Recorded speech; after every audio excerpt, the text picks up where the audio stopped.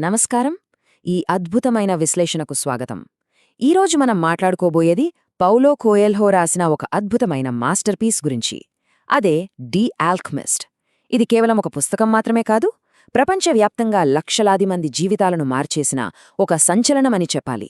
ఒక సాధారణ గొర్రెల కాపరి ప్రయాణం మనందరికీ పనికొచ్చేంత గొప్ప ఫిలాసఫీగా ఎలా మారిందో ఈ విశ్లేషణలో మనం చూడబోతున్నాం. సో ఏమాత్రం ఆలస్యం చేయకుండా ఆ అద్భుత ప్రపంచంలోకి అడుగు పెడదామా? ఈరోజు మన ప్రయాణం ఎలా సాగబోతోందంటే, ముందుగా ఈ పుస్తకం సృష్టించిన గ్లోబల్ ఇంపాక్ట్ గురించి చూస్తాం. ఆ తర్వాత మెయిన్ క్యారెక్టర్ అయిన శాంటియాగో అన్వేషణ, అసలు రసవాది అంటే అర్థమేమిటి, అలాగే జీవితాన్ని మార్చేసే ఆ 4 బ్యూటిఫుల్ పాఠాలు, ఆఖరిగా అసలైన నిధి అంటే ఏంటి అనే విషయాలను ఒకదాని తర్వాత ఒకటిగా డీకోడ్ చేద్దాం. మొదటి విభాగం, ప్రపంచాన్ని మార్చిన ఒక అద్భుతం. పౌలో కోయెల్హో అద్భుత సృష్టికి దక్కిన గ్లోబల్ రెస్పాన్స్. అక్షరాల 6.5 కోట్లు. అవును, ఈ పుస్తకం ఏకంగా 6.5 కోట్ల కాపీలు అమ్ముడైంది. 1988లో మొదటిసారిగా పోర్చుగీస్ భాషలో వచ్చిన ఈ నవలను పౌలో కోయెల్హో కేవలం 2 వారాల్లోనే రాసేశారట. అసలు ఆ కథ ముందే తన మైండ్లో ప్రింట్ అయిపోయి ఉందని ఆయన చెప్తుంటారు. ప్రస్తుతం ఇది 150 దేశాల్లో దొరుకుతోంది. అదిగాక బ్రతికున్న ఒక రచయిత రాసిన పుస్తకం ఇన్ని ఎక్కువ భాషల్లోకి, అంటే దాదాపు 77 భాషల్లోకి అనువదించబట్టమనేది ఒక గిన్నిస్ వరల్డ్ రికార్డ్. దీన్ని బట్టే మనం అర్థం చేసుకోవచ్చు ఈ కథలో ఉన్న మ్యాజిక్ ఎలాంటిదో. అయితే ఇంటర్నేషనల్ లెవెల్లో ది ఆల్కెమిస్ట్గా దుమ్ము రేపుతున్న ఈ నవల మన తెలుగులోకొచ్చేసరికి పరుసవేదిగా మారింది. కె. సురేష్ గారు చేసిన ఈ అద్భుతమైన అనువాదం వల్ల అంత పెద్ద గ్లోబల్ ఫిలాసఫీ మన తెలుగు పాఠకులకు కూడా చాలా ఈజీగా మనసుకి హత్తుకునేలా చేరువైంది అనడంలో ఎలాంటి సందేహం లేదు. ఇక రెండవ విభాగం, శాంటియాగో అన్వేషణ. స్పెయిన్లోని ఆండలూషియా నుండి ఈజిప్ట్ పిరమిడ్ల వరకు సాగిన ఒక థ్రిల్లింగ్ జర్నీ. అసలు కథ మొత్తం శాంటియాగో అనే ఒక కుర్రాడు చుట్టూ తిరుగుతుంది. తను ఒక మామూలు గొర్రెల కాపరి. స్పెయిన్లోని ఒక పాడుబడిన చర్చి దగ్గర పడుకున్నప్పుడు అతనికి పదే పదే ఒక కల వస్తుంటుంది. ఆ కలలోని నిధిని ఎలాగైనా సొంతం చేసుకోవాలని ఎడారిలోకి అడుగుపెడతాడు.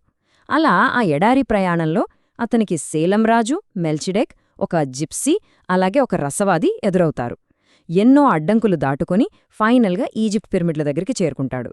కాని అక్కడ ఊహించని విధంగా దొంగల చేతిలో చిక్కి తీవ్రంగా దెబ్బలు తింటాడు. ట్విస్ట్ ఏంటంటే, అక్కడే ఒక దొంగ చెప్పిన మాట వల్ల అతనికి అసలు నిజమేంటో తెలిసి ఎక్కడ్నించి ప్రయాణం మొదలుపెట్టాడో మళ్ళీ అక్కడికే తిరుగుముఖం పడతాడు. మూడవ విభాగం, రసవాది అంటే ఏమిటి? ఆత్మను పరిశుద్ధం చేసుకునే ఒక గొప్ప రూపకం గురించి ఇక్కడ తెలుసుకుందాం. ఈ ఫిలాసఫీ లోపలికి వెళ్లే ముందు అసలు ఈ రసవాది లేదా పరుసవేది అంటే ఏంటో మనం ఖచ్చితంగా తెలుసుకోవాలి. సింపుల్గా చెప్పాలంటే, ఇనుము లాంటి ఏదైనా ఒక సాధారణ లోహాన్ని స్వచ్ఛమైన బంగారంగా మార్చే ప్రాసెస్నే పరుసవేదం అంటారు. కాని ఇక్కడ రచయిత దీన్నొక బ్యూటిఫుల్ మెటఫర్గా, అంటే ఒక అద్భుతమైన రూపకంగా వాడారు. ఒక మామూలు లోహాన్ని నిప్పుల్లో కాల్చి మలినాలను తీసేసి బంగారంగా ఎలా మారుస్తారో, మనిషి కూడా తన భయాలను వదిలేసి కష్టాలను ఎదుర్కొని తన ఆత్మలు అలా స్వచ్ఛంగా మార్చుకోవాలి. అదే నిజమైన రసవాదం. ఇంకో ఇంట్రెస్టింగ్ పాయింట్ ఏంటంటే, ఈ ప్రయాణంలో శాంటియాగో ఏ పెద్ద యూనివర్సిటీకి వెళ్లి డిగ్రీలు తెచ్చుకోడు. తాను రోజూ చూసే గొర్రెలు, తను నడిచే అనంతమైన ఎడారి, తన చుట్టూ వీచే గాలి, ఇలాంటి అత్యంత సాధారణమైన విషయాల నుండే గొప్ప గొప్ప జీవిత సత్యాలను నేర్చుకుంటాడు. అంటే ఈ రసవాదం అనేది ఏదో ల్యాబ్లో కూర్చొని రసాయనాలతో చేసేది కాదు, మన చుట్టూ ఉన్న నేచర్ని గమనిస్తూ మన లోపల ఏముందో మనం అర్థం చేసుకోవడమే అని ఈ ప్రయాణం మనకు చెప్తుంది. ఇక 4వ విభాగం, జీవితాన్ని మార్చే 4 పాఠాలు. ఈ పుస్తకంలో ఉన్న అసలైన ఫిలాసఫీని ఇప్పుడు విశ్లేషిద్దాం. ఈ మొత్తం భౌతిక ప్రయాణాన్ని ఒక వేదికగా తీసుకుని రచయిత మనకు 4 అద్భుతమైన లైఫ్ లెసన్స్ ఇచ్చారు. అవేంటంటే, 1 కింద పడినా మళ్ళీ మళ్ళీ లేవడం, 2 మనకంటూ ఉన్న ఒక ప్రత్యేకతను గుర్తించడం, 3 మన అంతరాత్మ చెప్పేది వినడం, అండ్ 4 ఈ సృష్టిలో అంతా ముందే రాయబడి ఉందనే సత్యాన్ని అర్థం చేసుకోవడం. ఇవే ఆ 4 మూలస్తంభాలు. అవేంటో ఇప్పుడొక్కొక్కటిగా చూద్దాం. ఫస్ట్ లెసన్ చాలా ప్రాక్టికల్గా ఉంటుంది. అదేంటంటే, 7 సార్లు పడిపోయినా సరే 8వ సారి పైకి లేవడం. ఒక గోల్ వైపు వెళ్తున్నప్పుడు ఫెయిల్ అవ్వడం అనేది చాలా కామన్. అది జరగకుండా మనం ఆపలేం. కానీ ఎన్ని ప్రాబ్లమ్స్ వచ్చినా ఒక మొండి పట్టుదలతో ముందుకెళ్లడం మాత్రమే మన చేతుల్లో ఉంటుంది అని ఈ పుస్తకం మనకు చాలా స్ట్రాంగ్గా చెప్తుంది. ఇప్పుడు ఇక్కడున్న ఈ కోట్ని చాలా జాగ్రత్తగా గమనించండి. నిజానికి ఈ బుక్ మొత్తానికి ఇదే హార్ట్ లాంటిది. మీరు ఏదైనా ఒక విషయాన్ని మనస్ఫూర్తిగా సాధించాలి అని కోరుకుంటే దాన్ని మీకు అందించడం కోసం ఈ విశ్వమంతా ఏకమై సాయం చేస్తుంది. అద్భుతంగా ఉంది కదూ? మన నిజమైన పర్పస్ ఏంటో తెలుసుకుని ధైర్యంగా ముందడుగు వేస్తే చాలు, ఈ నేచర్ మొత్తం మనకు కంటికి కనిపించని ఒక సపోర్ట్ సిస్టంలా మారిపోతుందని ఈ వాక్యం మనకు ఎంతో స్ఫూర్తినిస్తుంది. ఇక సెకండ్ లెసన్ వచ్చేసి మన ఐడెంటిటీ గురించి మాట్లాడుతుంది. ఈ భూమి మీద ఉన్న ప్రతి మనిషి చాలా స్పెషల్. మనందరికీ సొంతంగా ఒక గమ్యం ఉంటుంది. దాన్నే ఈ పుస్తకంలో పర్సనల్ లెజెండ్ అంటారు. అంటే అర్థమేంటంటే మన జర్నీని వేరే ఎవరితోనూ మనం కంపేర్ చేసుకోకూడదు. ఎవరి దారి వాళ్లదే. మనకంటూ రాసిపెట్టి ఉన్న ఆ స్పెషల్ రూట్లో వెళ్ళినప్పుడే లైఫ్కి ఒక అసలైన మీనింగ్, పూర్తి సాటిస్ఫాక్షన్ దొరుకుతుంది. మూడవ పాఠం మన అంతరాత్మ మాట వినడం. సాధారణంగా మనం ఏ నిర్ణయం తీసుకున్నా లాజిక్ వెతుకుతుంటాం కదా.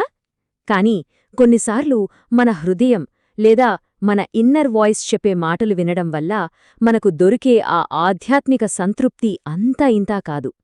ఈ ప్రకృతిలో ఉన్న ప్రతి అణువుతోనూ మన ఆత్మ కనెక్ట్ అయి ఉంటుందని, అది మనల్ని ఎప్పుడూ సరైన దారిలోనే తీసుకెళ్తుందనే గొప్ప విషయాన్ని ఈ కథ మనకు నేర్పిస్తుంది. ఇక 4వ మరియు ఆఖరి పాఠం మక్తూబ్. ఈ పదాన్ని కథలో మనం చాలాసార్లు వింటాం. మక్తూబ్ అంటే అంతా ముందే రాయబడి ఉంది అని అర్థం. ఈ ప్రపంచమనే ఒక పెద్ద నాటకంలో మనందరికీ ఒక ఇంపార్టెంట్ రోల్ ఉంటుంది. మన లైఫ్లో జరిగే ప్రతి చిన్న సంఘటన వెనుక చాలా పెద్ద మాస్టర్ ప్లాన్ దాగి ఉంటుందని, అవన్నీ ఒకదానికొకటి ఎంతో అద్భుతంగా ముడిపడి ఉంటాయో ఈ పదం మనకు చాలా క్లియర్గా ఎక్స్ప్లెయిన్ చేస్తుంది. మనం చివరి విభాగానికి వచ్చేశాం. 5వ విభాగం, అసలైన నిధి. ఈ సుదీర్ఘ ప్రయాణపు అంతిమ గమ్యస్థానం. ఇక్కడొక భయంకరమైన ట్విస్ట్ ఉంది. శాంటియాగో ఇన్ని కష్టాలు పడి ప్రాణాల మీదకు తెచ్చుకుని వెతికిన ఆ బంగారు నిధి ఎక్కడో ఆ ఈజిప్ట్ పిరమిడ్ల దగ్గర లేదు. మరి ఎక్కడుందండే? కరెక్ట్గా తను ప్రయాణం ఎక్కడ్నుంచైతే మొదలుపెట్టాడో ఆ పాత చర్చ్ కిందనే ఉంటుంది. ఈ నిజం అతనికి ఆ దొంగల వల్లే తెలుస్తుంది. కాకపోతే ఇక్కడ మనం అర్థం చేసుకోవాల్సిన పాయింట్ ఏంటంటే, అసలైన నిధి అనేది ఆ భౌతికమైన బంగారం కాదు. ఈ జర్నీలో అతనికి ఎదురైన ఎక్స్పీరియన్సెస్, ఆ నేర్చుకున్న జ్ఞానం, తనలో తాను చూసుకున్న మార్పు, ఇవే అతని రియల్ ట్రెజర్. ఆ ప్రయాణమే అతన్ని ఒక నిజమైన రసవాదిగా మార్చేసింది. సో, ఈ విశ్లేషణను ముగించే ముందు ఒక్కసారి ఈ ప్రశ్నను ఆలోచించండి. మన జీవిత ప్రయాణానికి అసలైన గమ్యమేంటి? మనం కన్న కల నెరవేరడంలోనా ఆనందమంతా ఉన్నది?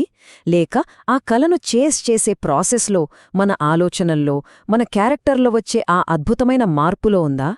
కేవలం డబ్బు, బంగారం కంటే కూడా మన ఆత్మను స్వచ్ఛంగా మార్చుకునే ఈ లైఫ్ జర్నీయే అత్యంత విలువైందని ఈ ది ఆల్కెమిస్ట్ నవల ఒక లైఫ్ టైం లెసన్లా గుర్తుచేస్తుంది. మరి ఇంతటి అద్భుతమైన ప్రయాణాన్ని కలిసి విశ్లేషించినందుకు ధన్యవాదాలు. మళ్ళీ మరో గొప్ప విశ్లేషణతో కలుద్దాం.